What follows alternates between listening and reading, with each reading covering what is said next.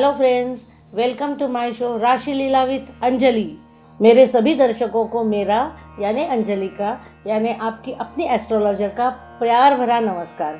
मैं आप सबका स्वागत करती हूँ इस प्यारे से चैनल में जिसका नाम है टाइनी टॉकीज। ये बहुत ही इंटरेस्टिंग चैनल है जो आपको इन्फॉर्मेशन भी देगा और एंटरटेनमेंट भी, और बहुत सारी इंटरेस्टिंग बातें आपके सामने अपने आप ही आ जाएगी अगर आप इसे सब्सक्राइब करोगे तो। हाँ, अगर आपने पहले ही इसे सब्सक्राइब कर दिया हो तो बात अलग है, वरना तुरंत लाइक बटन दबाइए, शेयर भी करिए और सब्सक्राइब भी करिए ताकि ये सब बातें आप तक आसानी से पहुंच जाए। और हाँ, अगर आप कोई मुझसे पर्सनल सलाह चाहते हो या मुझे आपकी कुंडली दिखाना चाहते हो या और कोई बात या प्रॉब्लम शेयर करना चाहते हो तो ये है मेरा नंबर। So here we go. हमने ये तो देख लिया हर एक की कुंडली में 12 घर होते हैं यानी 12 भाव होते हैं, 12 ग्रह इनमें अपनी अपनी गति से घूमते रहते हैं, 12 राशियाँ रहती है इनमें, और वो घूमने वाले 12 ग्रह है रवि चंद्र मंगल, बुध गुरु शुक्र, शनि राहु केतु और हर्षल नेपच्यून और प्लूटो। हम लोगों ने इनकी गति भी समझ ली, राइट। अब यही तो काल गति है ना। अब ये ग्रह कुंडली में अपने अपने स्थान पे बैठकर अपने अपने स्थान का फल देते हैं, ये तो हम लोग ने देख लिया। पर क्या ये ग्रह या ये सभी ग्रह खाली अपने स्थान का ही फल देते हैं? आपने तो देखा ही होगा, कोई ऑफिस में अगर बड़ा ऑफिसर है तो क्या वह खाली अपने ऑफिस का ही काम करता है? बिल्कुल भी नहीं। वो उधर बैठे बैठे काफ़ी दूसरी जगह का भी काम कर लेता है। वैसे ही ये ग्रह अपनी जगह बैठ के बाकी घरों पर भी नज़र डालते रहते हैं। हाँ, पर कोई भी किसी भी घर पर नज़र डालेगा ऐसा है नहीं है। इनमें भी एक ठराविक ग्रह ठराविक घर पे ही नज़र डालते हैं। चलो देखते हैं कौन सा ग्रह अपने जगह पे बैठ के अपने जगह के साथ और दूसरी कौन सी स्थान पर दृष्टि डालता है।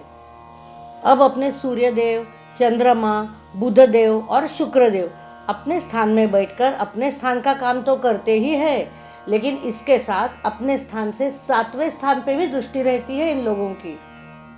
हालांकि सभी ग्रहों की दृष्टि अपने स्थान से 7वें स्थान पे रहती ही है, पर इन 4 ग्रह खाली 7वें स्थान पे दृष्टि डालते हैं। तो चलो देखते हैं बाकी ग्रह किन किन स्थानों पर दृष्टि डालते हैं।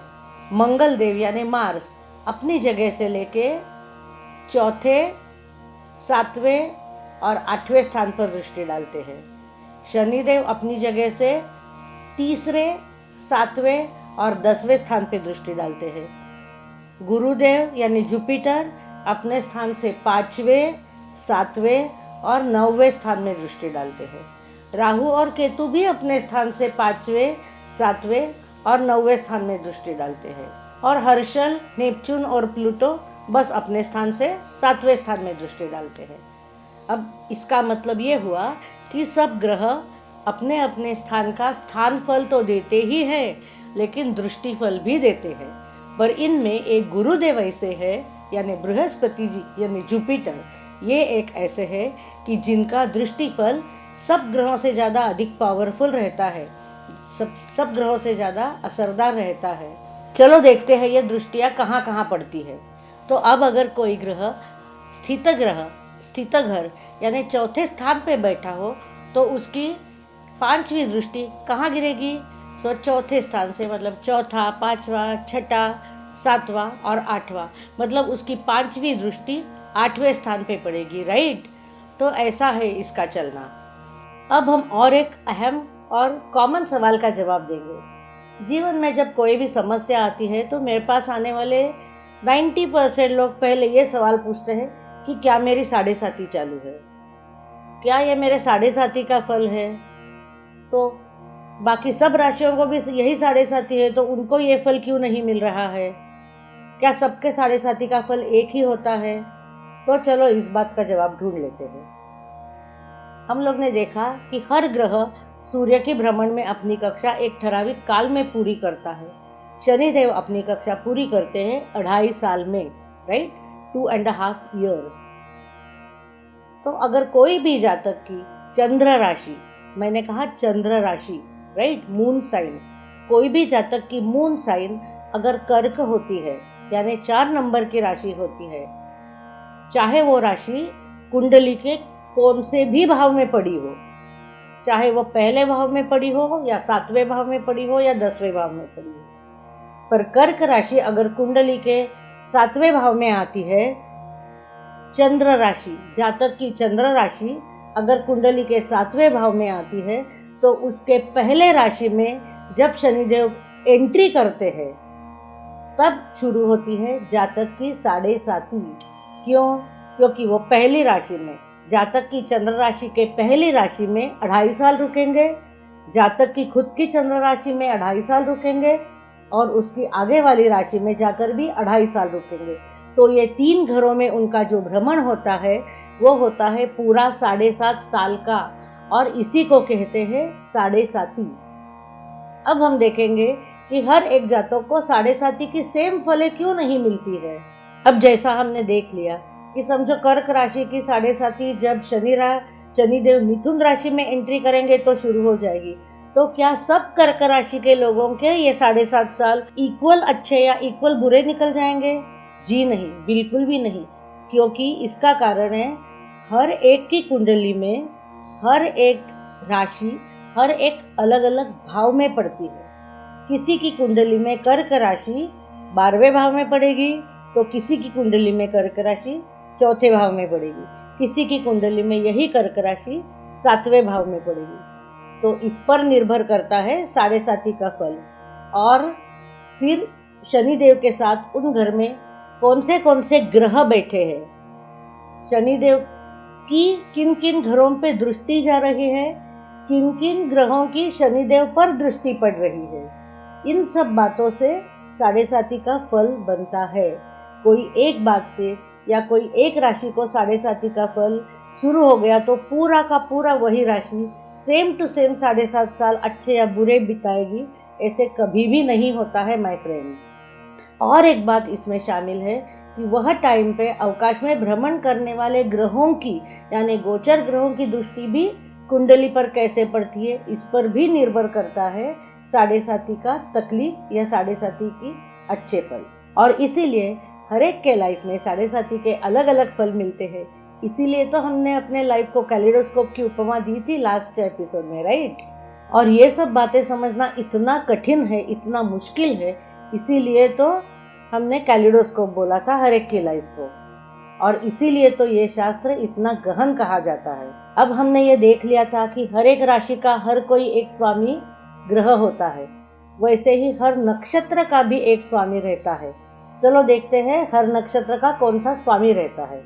सबसे पहले देखते हैं रवि यानी अपने सूर्यदेव। ये सिंह राशि का स्वामित्व करते हैं और इनके नक्षत्र है कृत्तिका, उत्तर फाल्गुनी और उत्तराषाढ़ा। फिर चंद्रमा कर्क राशि का स्वामित्व करते हैं और उनके नक्षत्र है रोहिणी, हस्त और श्रवण। मंगल यानी मार्स मेष और वृश्चिक राशि का स्वामित्व करते हैं और उनके नक्षत्र है मृग, चित्रा और धनिष्ठा। बुधदेव जो है यानी मर्क्यूरी, वो मिथुन और कन्या राशि का स्वामित्व करते हैं और उनके नक्षत्र है अश्लेषा, ज्येष्ठा और रेवती। गुरु यानी जुपिटर धनु और मीन राशि का स्वामित्व करते हैं और उनके नक्षत्र है पुनर्वसु, विशाखा और पूर्वा भाद्रपदा। शुक्र यानी वीनस वृषभ और तुला राशि का स्वामित्व करते हैं और उनके नक्षत्र है भरणी, पूर्वा फाल्गुनी और पूर्वाषाढ़ा। शनि यानी सैटर्न मकर और कुंभ राशि का स्वामित्व करते हैं और उनके नक्षत्र है पुष्य, अनुराधा और पूर्वा भाद्रपदा। राहु किसी भी राशि का स्वामित्व नहीं करते, लेकिन उनके नक्षत्र है आर्द्रा, स्वाति और शताभिषा। केतु भी किसी भी राशि का स्वामित्व नहीं करते हैं, लेकिन उनके नक्षत्र है अश्विनी, मघा और मूला। अब बालक के जन्म के समय चंद्रमा कौन सी राशि में है और कौन से नक्षत्र में, उस नक्षत्र का स्वामी जो रहता है, उस स्वामी की महादशा से बालक अपने इस जन्म की शुरुआत करता है। मेरे दोस्तों, हर एक ग्रह की महादशा अलग अलग समय की रहती है। चलो देखते हैं हर ग्रह की महादशा कितने सालों की रहती है। उसके पहले मैं आपको ये बता दूं कि महादशाएं एक स्पेसिफिक क्रम से ही आती है। रवि के बाद चंद्र, मंगल, राहु, गुरु, शनि, बुध, केतु, शुक्र, फिर वापस रवि। इसमें कोई पहली या आखिरी ऐसी महादशाएं नहीं होती है। बालक जहाँ से शुरू करे वहाँ से उसकी जन्म की महादशाएं शुरू होती है और हर एक महादशा में उसी क्रम से, महादशा के ही क्रम से उसकी महादशा की अंतरदशाएं भी आती है, जिनके बारे में इन डिटेल हम थोड़ा आगे जाके बोलेंगे। अब पहले समझ लेते हैं ये महादशा है क्या। अब ये महादशाएं और उनकी अंतरदशाएं आती है स्पेसिफिक क्रम से है, इसकी क्रम में कोई भी बदलाव कभी भी नहीं आता है। चलो अब हम देखते हैं हर एक ग्रह का महादशा का समय कितना होता है। रवि की महादशा 6.5 साल चलती है। चंद्रमा की महादशा 10 साल चलती है। मंगल ग्रह की महादशा 7 साल चलती है। राहु ग्रह की महादशा 18 साल चलती है।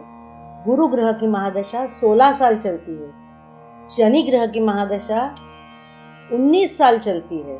बुध ग्रह की महादशा 17 साल चलती है। केतु ग्रह की महादशा 7 साल चलती है और शुक्र ग्रह की महादशा सबसे लंबी यानी 20 साल तक चलती है।